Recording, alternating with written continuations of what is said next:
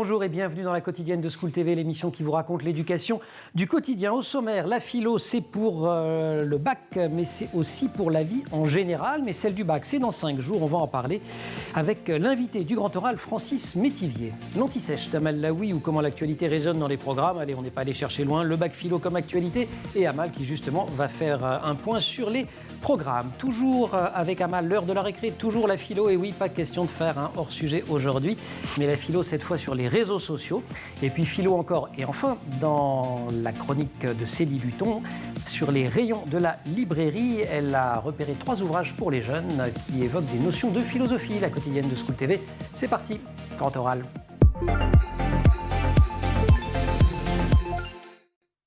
Et donc, vous l'aurez compris, spécial philo aujourd'hui dans la quotidienne de School TV avec un invité qui s'emploie depuis des années à vous prendre par la main où que vous soyez pour vous faire comprendre et aimer la philosophie, que vous soyez dans une salle de rock, en train de regarder un film X ou bien à la plage. C'est quoi?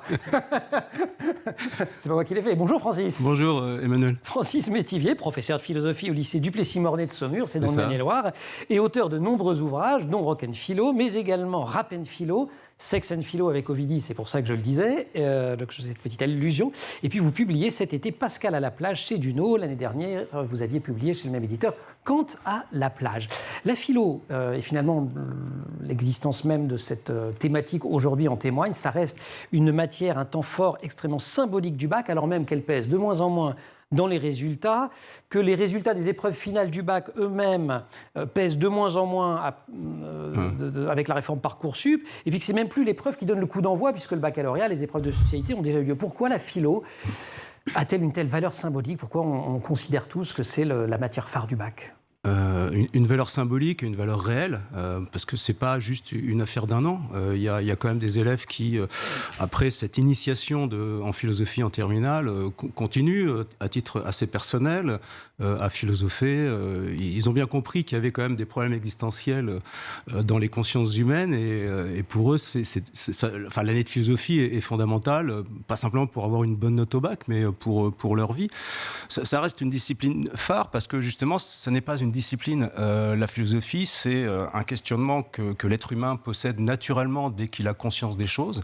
Je crois que les enfants... On commence à c'est ce que j'allais vous demander. Voilà, on commence à philosopher dès l'enfance. On commence à se poser des questions de nature philosophique sur le sens des choses, dès qu'on sait parler, dès qu'on sait un peu réfléchir. Et les enfants, on les laisse un petit peu en plan, passez-moi l'expression, avec leur questionnement philosophique. Ouais, même s'il y a des tentatives aujourd'hui, même de la philosophie en maternelle. Edwige Chirouté, par exemple, qui est professeur à Nantes, fait ses expériences. Mais c'est vrai que la philosophie, c'est d'abord une pratique assez naturelle, assez spontanée. Ça devient un enseignement académique en terminale parce qu'on apprend à disserter.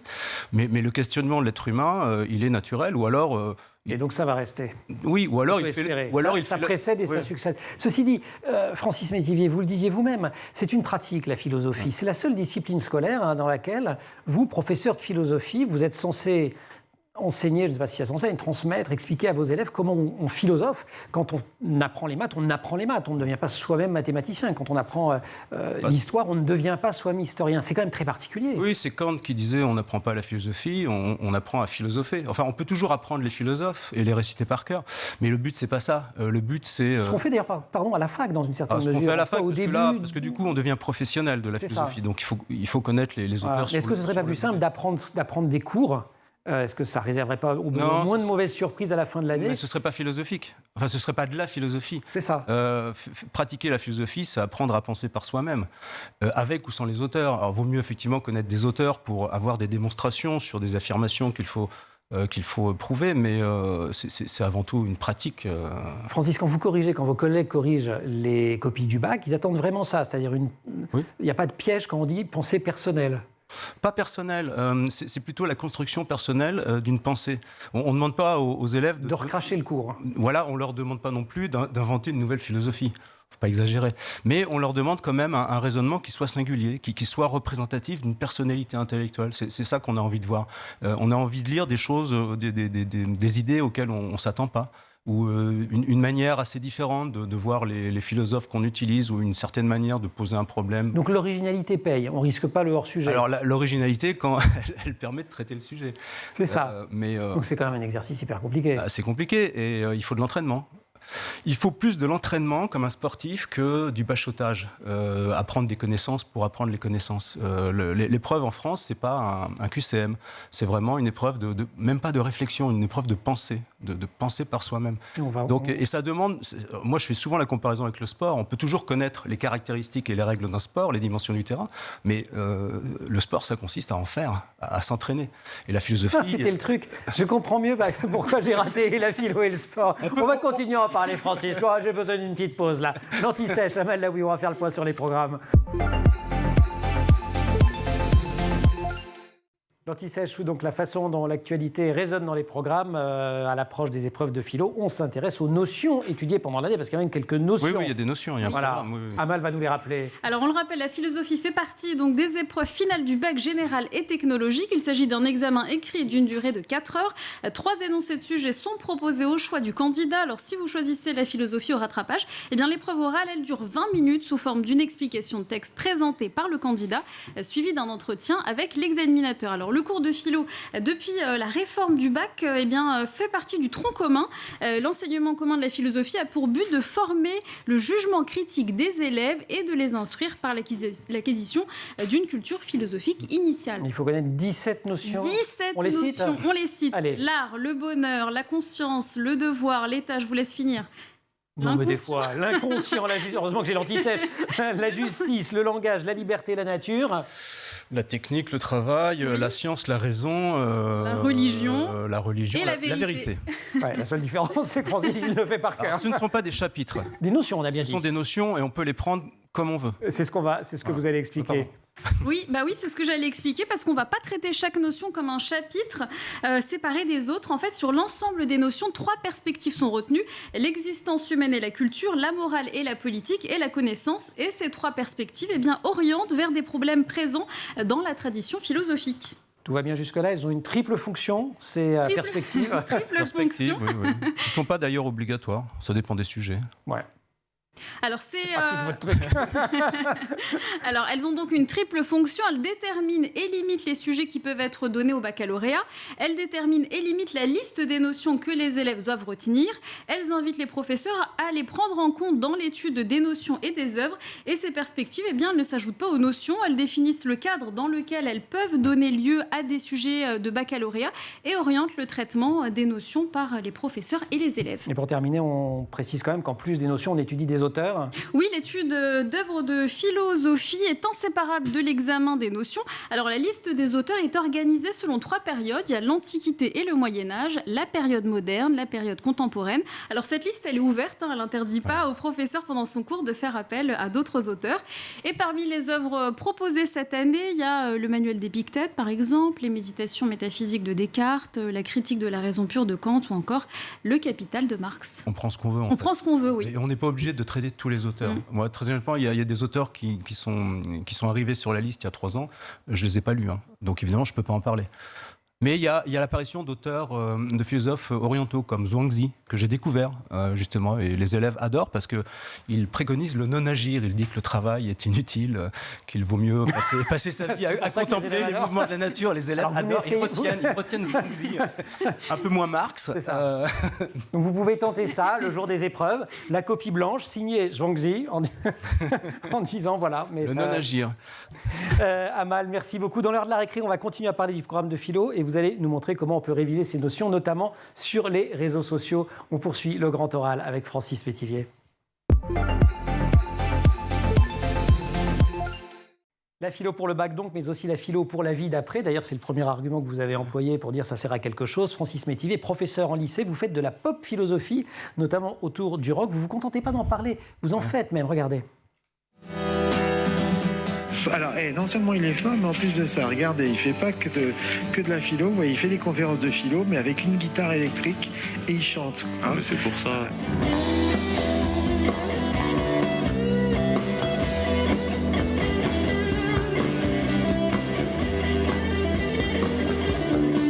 Ce soir, nous allons parler de la question de la liberté par une méthode un petit peu particulière qui consiste à expliquer les idées des philosophes en les illustrant par des morceaux rock.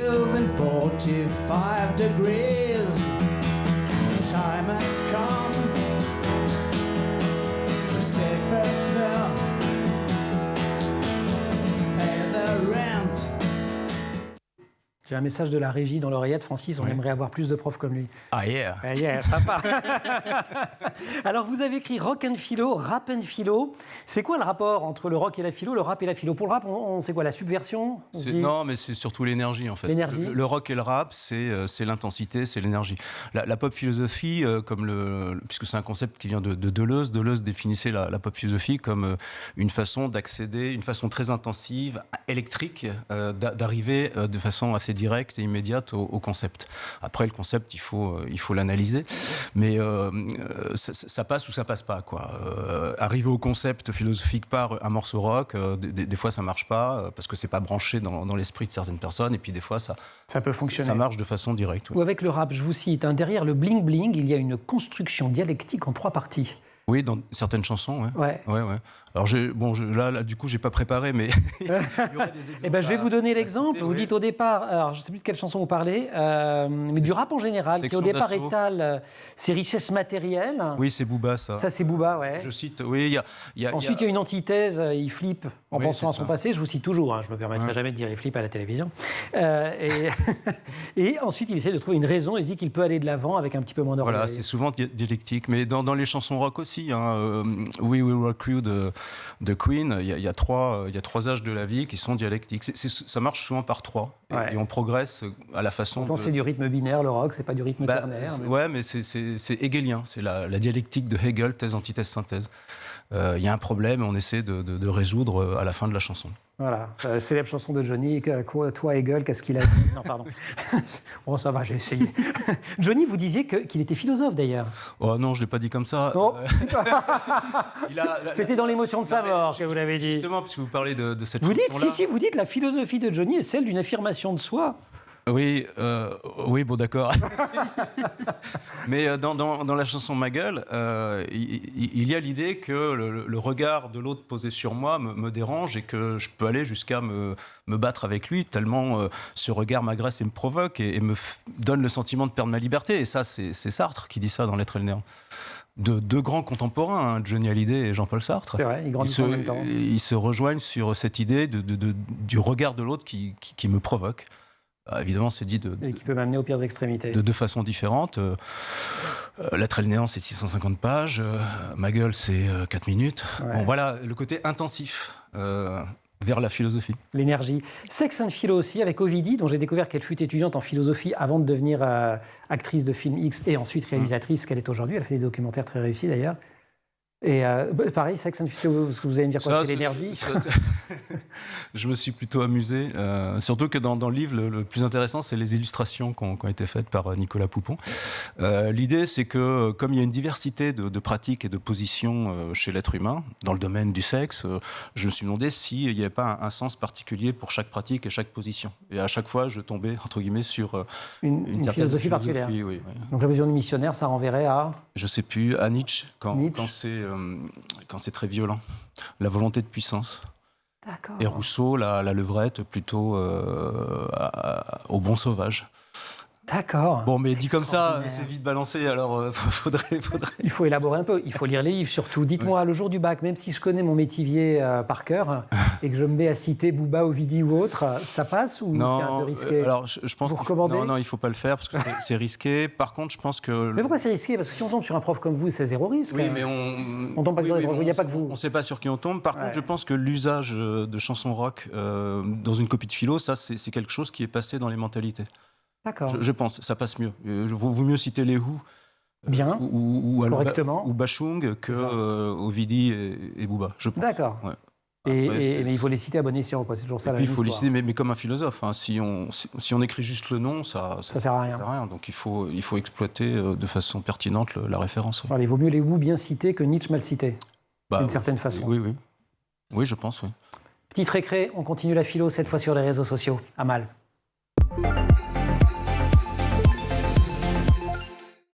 Donc, comme le bac est très bientôt, c'est une récré studieuse. On bosse et on révise les notions de philo, Amal. Oui, il y a quelques jours, des épreuves de philo. Eh bien, ce professeur de philosophie nous propose des vidéos pour réviser chacune des 17 notions en 3 minutes. Alors, j'ai choisi de vous montrer un extrait de ces vidéos sur le bonheur. Regardez. Le bonheur doit être distingué du plaisir ou de la joie. Car le plaisir ou la joie, c'est toujours très éphémère. On a un pic de plaisir et puis ça redescend. Au contraire, le bonheur est un état de satisfaction durable où toutes nos aspirations les plus importantes sont réalisées. Donc faut-il rechercher le plaisir à tout prix ? Le philosophe Épicure préconise une vie mesurée pour parvenir au bonheur du corps et de l'âme. Épicure distingue donc les plaisirs cinétiques ou en mouvement des plaisirs katastématiques, c'est-à-dire les plaisirs stables. Les plaisirs en mouvement sont liés à une certaine forme d'excitation, qui ne nous apporte pas de véritable apaisement. Il nous éloigne de la plénitude. La drogue, par exemple, nous donne du plaisir pendant un moment. Mais ensuite, il y a la descente qui s'accompagne toujours de souffrance et qui nous pousse à en reprendre. Serial thinker. Oui, c'est ça. Donc, grâce à ce prof de philo, eh bien, en quelques secondes, même si nos cours de philosophie sont loin, très loin, peut-être pour vous, eh bien, on a quand même retenu Épicure. Non, on a retenu Épicure. Très loin. Merci, Amal. On a retenu Épicure. On sait faire la différence entre le plaisir cinétique et le plaisir katastématique. Donc, c'est pas mal. Il fait ça avec chaque notion, 3 minutes. Bon, c'est une base. Après, on va pas réussir une copie de philo juste en regardant ces petites vidéos. Ça m'a changé la vie. Il y a de nombreuses vidéos qu'on peut retrouver d'ailleurs sur Internet pour réviser la philo et qui sont compilées. Oui, on peut par exemple... alors il y a de nombreux contenus sur Internet, donc c'est difficile de faire le tri. On peut par exemple aller sur Lumini, qui est la plateforme éducative numérique du service public. Et vous avez des petits dossiers un petit peu comme ça, sous forme de vidéos, dans lesquels on nous explique aussi les notions de philosophie. Super, vous connaissiez Serial Thinker ? Oui, c'est un collègue. Je suis en lien avec lui sur Facebook. D'accord. Et je crois que je lui ai envoyé Rap and Philo, justement, parce qu'il voulait le lire. D'accord. Donc, Serial Thinker, on n'est pas sûr que tu aies déjà parlé de Rap and Philo de Francis Métivier. Qui ne se souvient pas, en tout cas. j'en vois pas des livres. C'est important, n'empêche, ce qui est en train de se produire grâce aux réseaux sociaux. C'est de la pop philo aussi, finalement, ce qu'il fait, quelque part. Oui, parce qu'en 3 minutes, alors évidemment, ça ne dispense pas d'aller en cours, de suivre le cours, de lire Épicure, mais effectivement, ça peut donner envie. Ça peut fixer les... Enfin, c'est pas, ça peut être c'est pas plus bête qu'un profil d'une œuvre ou que les trucs qu'on voilà, utilisait il y a très longtemps pour réviser. Soit ça peut donner envie et ça peut déclencher le travail de l'élève, soit une fois que le travail est fait, ça peut faire une synthèse de ce travail qui a été réalisé. Allez, J-5 avant les épreuves de philo, on va passer en mode conseil pratique, suite du grand oral.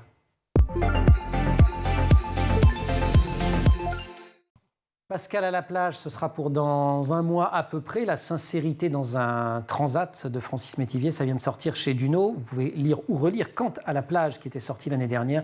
Vous pouvez lire ou relire Rap and Philo, Rock and Philo, Sex and Philo, etc. Tous les ouvrages de Francis Métivier.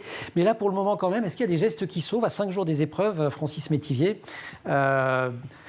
Hypothèse 1, on va partir de l'hypothèse où j'ai quand même suivi les cours toute l'année. Ouais. Qu'est-ce que je fais là il me reste le week-end et 2 jours. S'entraîner sur des sujets. S'entraîner sur des sujets. Mais comment je fais savoir comment je puis savoir si c'est bien ou pas ce que j'ai fait ? Le sentiment qu'on a des choses. Alors moi j'avais le sentiment d'avoir une ouh là là, attendez. Monsieur ou madame le correcteur ou la correctrice d'il y a 35 ans, j'avais le sentiment d'avoir fait un truc très très bien. Faut qu'on parle. C'est-à-dire qu'on est à une période de l'année où le professeur de philosophie, on le voit quasiment plus. Hein. Les cours sont bientôt finis.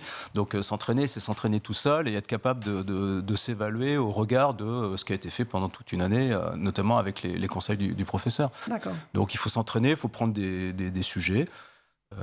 Et se dire, si je tombe sur, on prend les annales, ou des sujets qui sont tombés les années précédentes, il y en a plein. Il y a les PDF, on prend les sujets. Si possible, les sujets qui ont été donnés l'année dernière ou il y a 2 ans. C'est ça, comme ça on trouve des corrigés malgré tout. Ouais, il y a des pistes, des reprises, et il faut s'entraîner, c'est comme le sport. Hypothèse 2, j'ai plus suivi que travaillé. Eh ben, il faut s'entraîner. Non, il va pas me le faire 3 fois. Si, mais dans les 3 cas, il faut. C'est vrai, parce que le 3e cas, ça va être que j'ai rien fait de l'année. C'est perdu quand même. Il faut s'y mettre. Il faut commencer à rien. Personne n'a rien fait. Il y a quand même les élèves qui. On a toujours des bases, ça que vous voulez dire. Oui, et puis ils rendent des devoirs quand même. Ouais. Ils ont une idée de leur niveau, donc il faut s'entraîner pour corriger justement les défauts que le professeur a pu relever. On dit parfois qu'avec quelques notions, on a cité les 17 notions, Amal les a citées tout à l'heure, on les a citées tous ensemble, mais qu'avec 5 ou 6 d'entre elles, on retombe à peu près toujours sur ses pieds. Le professeur est libre de ses références. Donc, tel professeur qui aura vu Descartes dans le chapitre sur la raison correspondra à une référence chez un autre professeur au même Descartes dans un chapitre sur la vérité. Donc, tout se retrouve, en fait. Comme les questions de bac ne sont pas des questions de cours, de toute façon... alors, il y a des grandes notions, effectivement, qu'il faut avoir en tête. La liberté, la conscience. Après, s'il y a un sujet sur le travail, vaut mieux effectivement se fier aux cours sur le travail, parce que c'est une notion qui est quand même un peu plus technique. Mais oui, il faut connaître des auteurs, il faut connaître les définitions des concepts, mais il peut aussi y avoir des sujets qui ne contiennent aucune notion du programme. Et là, il faut être... Mais non, vous avez eu mon air un peu interdit. Oui, je vous l'ai fait en langage non verbal. Ça veut dire qu'il faut être capable de penser le sujet, et il faut aussi être capable de le penser par rapport à des notions du programme. Peut-on... alors, il y a 2 ans, je crois, il y avait un sujet. Faut-il oublier le passé ? Effectivement, il n'y a pas de notion, ça ne renvoie pas à une notion directe. Mais ça renvoie forcément à la question... On va essayer de trouver la notion. Alors, il y en a plusieurs. C'est pas la notion, c'est les notions. Il y en a une qui est évidente, c'est le temps. Ouais. Faut-il oublier le passé ? Il y en a une autre qui est assez évidente, c'est la conscience. La conscience, j'allais vous dire, ouais.